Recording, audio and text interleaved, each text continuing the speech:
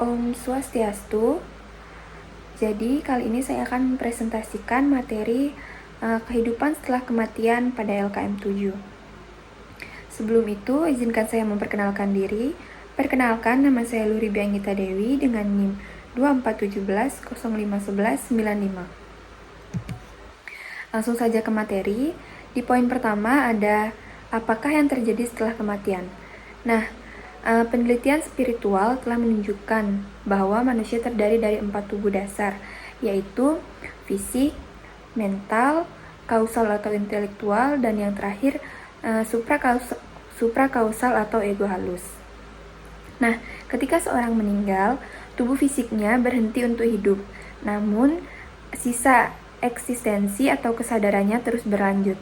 Nah, eksistensi orang tersebut minus tubuh fisiknya dikenal sebagai tubuh halus atau lingga deha, dan terdiri tubuh-tubuh mental, kasual atau intelek, dan suprakausal atau ego halus. Nah, tubuh halus ini kemudian pergi ke salah satu dari 13 tingkatan alam eksistensi halus selain alam bumi.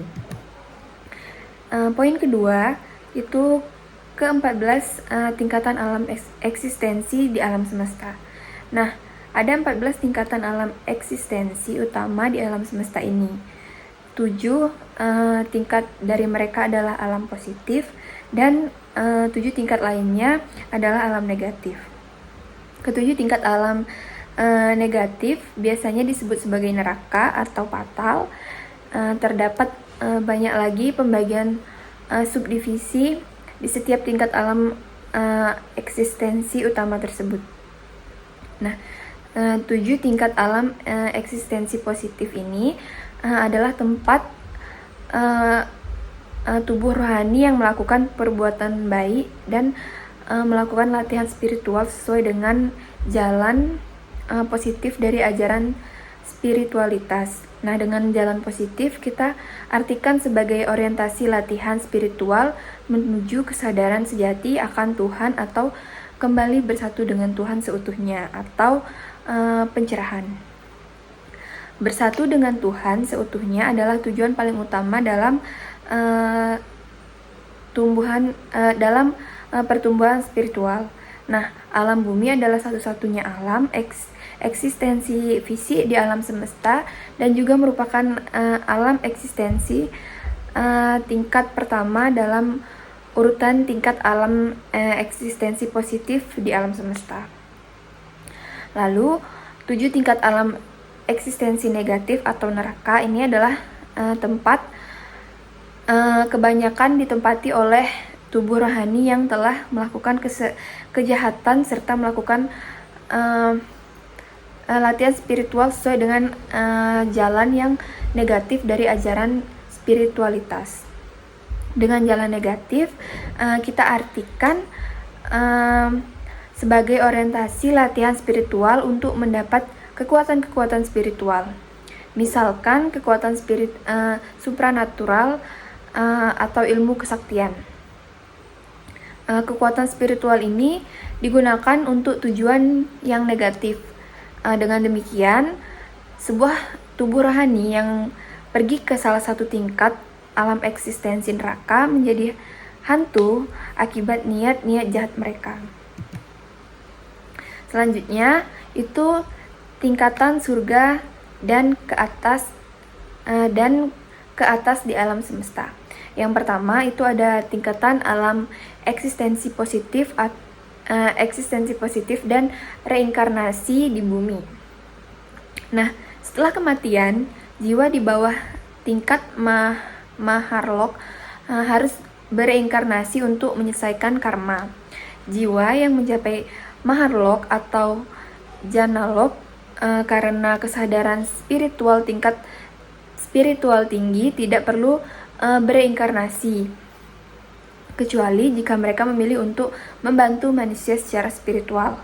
Nah, orang dengan tingkat spiritual di bawah 60% bisa mencapai maharlok jika punya potensi pertumbuhan spiritual yang tinggi, yang dipengaruhi oleh 5 faktor: emosi spiritual tinggi, ego rendah, keinginan kuat untuk bertumbuh secara spiritual, latihan spiritual teratur dan meningkat, dan yang terakhir itu tidak dipengaruhi oleh energi negatif.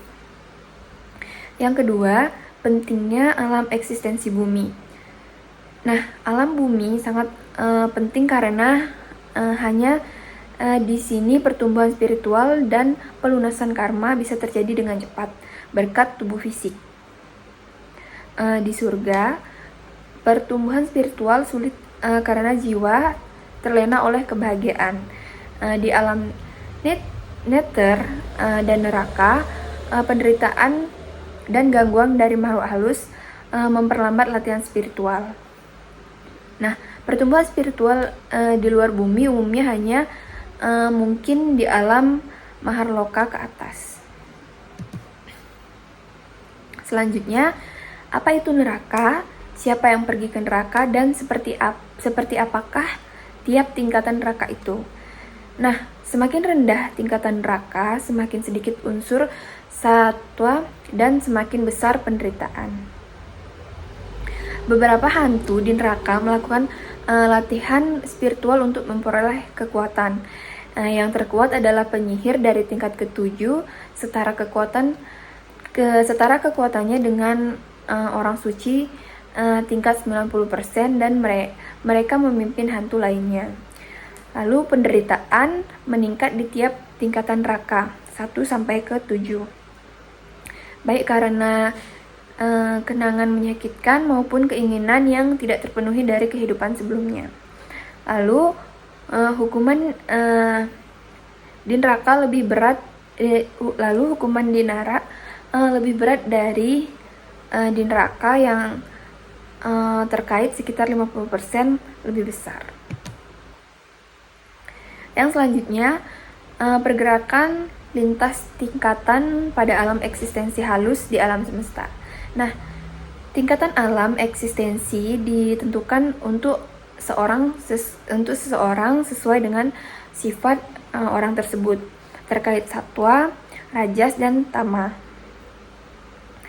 Penentuan tingkat alam eksistensi tersebut juga merupakan suatu fungsi dari tingkat spiritual seseorang. Oleh karena itu, tubuh halus dari alam eksistensi positif, tingkatan yang lebih rendah, tidak bisa pergi ke alam eksistensi positif. Tingkatan lebih tinggi ke alam eksistensi positif, tingkatan lebih tinggi, dan mereka yang berasal dari neraka tingkatan pertama dan kedua tidak bisa pergi ke tingkatan neraka yang lebih dalam atau ketiga, dan seterusnya. Hal ini serupa dengan bagaimana orang yang tinggal di dataran rendah merasa sulit bernafas pada ketinggian yang lebih tinggi. Tapi orang-orang yang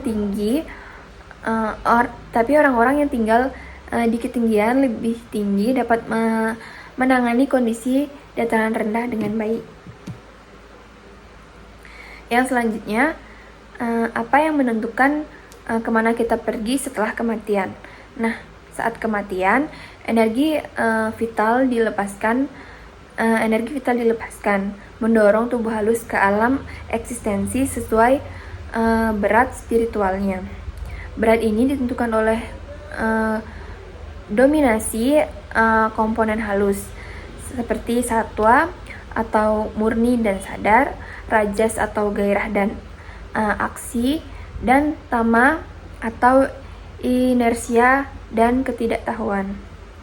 Nah, dominasi tama umumnya 50% membuat tubuh halus lebih berat tertarik ke alam rendah. Nah, hal ini dipengaruhi oleh ego, keterikatan duniawi, dosa, dan emosi negatif.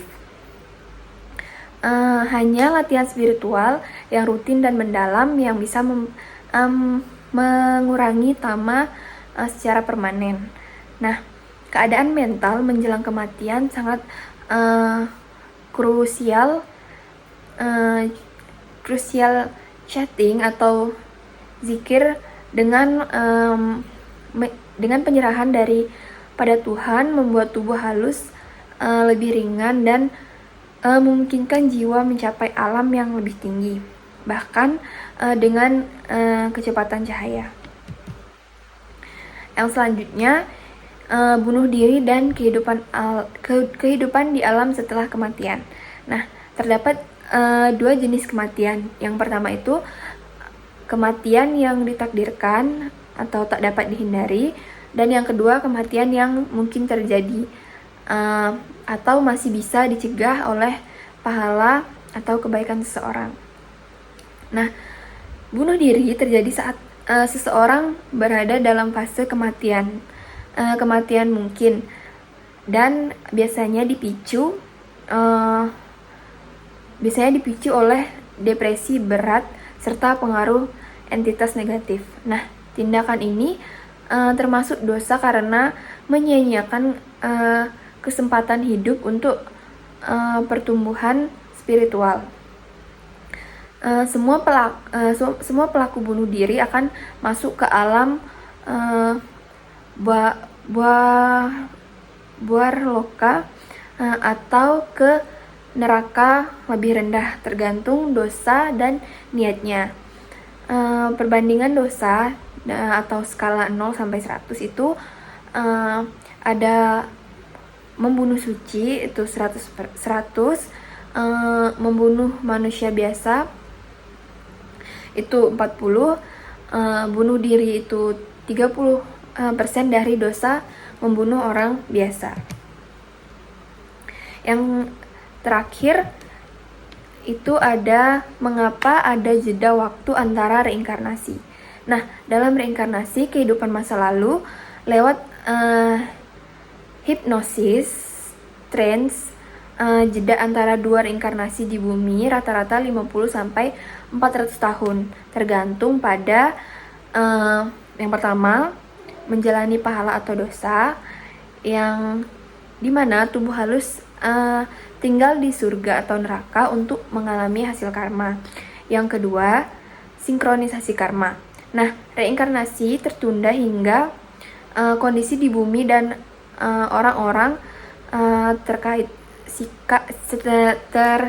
siap untuk menyelesaikan akun karma atau memberi menerima. Yang ketiga, reinkarnasi singkat dan lancar.